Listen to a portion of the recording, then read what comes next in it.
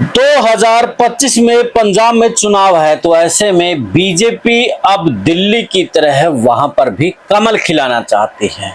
लेकिन वहां पर भाजपा के लिए मुश्किल ये है कि जो सिख वोट बैंक है, जिसकी संख्या बेहद ज्यादा है, वो उससे नाराज है। खास तौर पर किसान आंदोलन में जिस तरीके से बीजेपी का किसानों को लेकर के रुख रहा है, उसके बाद तो जो सिख वोट बैंक है वो भाजपा से दूर हो चला है।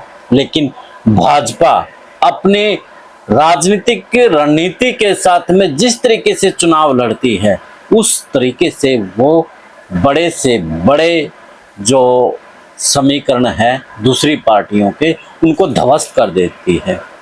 अब इसको आप ईवीएम कहें या फिर किसी तरीके से भी कहें, लेकिन बीजेपी जो एक डाटा के साथ में खेलती है और सामने वाला जो चेहरा है, चाहे वो सीएम का है चाहे वो एमएलए का है, उनको लेकर के जो अपनी रणनीति बनाती है, उसमें विपक्ष की पार्टियां उलझ जाती हैं। अब पंजाब के चुनाव में हरियाणा से नायब सिंह सैनी को कहीं ना कहीं लगता है कि उनकी जिम्मेवारी दी है कि कमल पंजाब में खिलाना है, तो नायब सैनी जी आप खिलाइए और फिर आपका कद और बड़ा होगा। खैर, कद तो हाल फिलहाल भी नायब सिंह सैनी का बड़ा है, क्योंकि जिस तरीके से हरियाणा के अंदर जिस करिश्मा के साथ में नायब सिंह सैनी सत्ता लेकर के आए हैं, तो उनका चेहरा तो बड़ा हुआ है। और उसी को देखते हुए अब भाजपा हाईकमान पंजाब में नायब सिंह सैनी की जिम्मेवारी लगा रहा है। सही सूत्रों के हवाले से खबर मिली है। तो क्या कुछ रणनीति है, नायब सिंह सैनी ही क्यों, आज इसी पर हमारा विश्लेषण रहेगा। उससे पहले आप भी कमेंट करके बताइए कि क्या पंजाब में आम आदमी पार्टी जैसी मजबूत पार्टी और कांग्रेस भी वहां पर बेहद मजबूत है, तो क्या वहां पर कमल खिला पाएगी भाजपा। चैनल को फॉलो, शेयर और सब्सक्राइब करना मत भूलिएगा। बढ़ते हैं आगे। सभी को नमस्कार, राम राम। मैं कुलदीप खंडेलवाल, दा विश्व प्रेमी जी।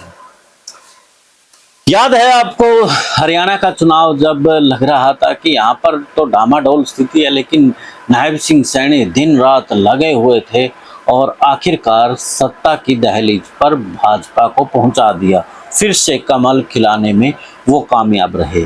इसी वजह से अब जो बीजेपी हाईकमान है उन पर विश्वास जता रहा है और उसको एक जिम्मेवारी दी है पंजाब में कमल खिलाने की। तभी तो नायब सिंह सैनी के निशाने पर पंजाब की आम आदमी पार्टी और भगवत मान होते हैं और सीधे तौर पर कहते हैं कि अब की बार भाजपा का वहां पर कमल खिलने वाला है और आम आदमी पार्टी का झाड़ू वहां पर नहीं चलेगा। यानी कि ज्यादातर अगर नायब सिंह सैनी के आप जो बयान है वो सुनेंगे, देखेंगे, तो वो पंजाब को लेकर के मिलेंगे। और इसके पीछे जो राजनीतिक पंडित हैं वो यही बता रहे हैं कि नायब सिंह सैनी को वहां पर बड़ी जिम्मेवारी दी जा सकती है। चुनाव जितवाने के लिए नायब सिंह सैनी का करिश्माई चेहरा का वहां पर सहारा लिया जा सकता है। अब वहां पर जो दलित वोट बैंक है उसकी आबादी 32% है। अगर हम जो पिछले चुनाव की बात करें, पिछले चुनाव में भी कांग्रेस ने इसलिए चरणजीत सिंह चन्नी को आगे किया था कि दलित वोट बैंक के सारे वहां पर सत्ता में दोबारा से आ सकते हैं। लेकिन आम आदमी पार्टी दलित वोट बैंक पर अपनी सेंध बना चुकी थी और खास तौर पर जो युवा और दूसरा महिलाएं थी उनको अपनी तरफ लाने में सफल हो गई थी, क्योंकि उन्होंने फ्री की जो योजनाएं थी, चाहे उसमें बस किराया है, चाहे जो यूथ को लेकर के आई थी वो एजुकेशन और हेल्थ पर लेकर के आई थी, और महिलाओं को जो बस किराया को लेकर के उनको जोड़ने में कामयाब रही थी। तो इसलिए जो दलित वोट बैंक था वो आम आदमी पार्टी की तरफ आ गया था। इससे पहले जो बीजेपी की बात करें तो बीजेपी वहां पर अकाली दल के साथ में चुनाव लड़ती थी और जो बड़ा वोट बैंक है लगभग 58% सिख वोट बैंक है वो अकाली दल और भाजपा के साथ था, इसलिए वहां पर अपनी सरकार बनाने में वो कामयाब हो जाते थे। लेकिन उस टक्कर को आम आदमी पार्टी ने तोड़ दिया था। अब जो बीजेपी के पास बचता है 38%, यानी कि जो कि हिंदू वोट बैंक है।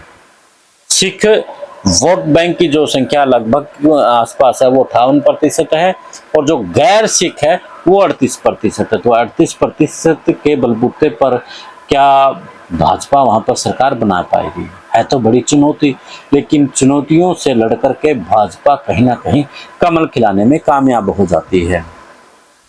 और जो कृषि से जुड़े हुए लोग हैं, जो किसान आंदोलन चला था, वो भाजपा से नाराज हैं और उनकी नाराजगी झेलनी कहीं ना कहीं पड़ सकती है। जैसे हरियाणा के अंदर उन्होंने जाट नॉन जाट किया, और जाट नॉन जाट का फायदा ये हुआ कि जो कृषि से जुड़े हुए खासतौर पर जो जाट थे वो भाजपा के खिलाफ थे, और जो दूसरे वर्ग थे वो अपनी तरफ भाजपा ने कर लिया, और उसी का फायदा कहीं ना कहीं भाजपा ने उठा लिया और वो सत्ता में आ गया।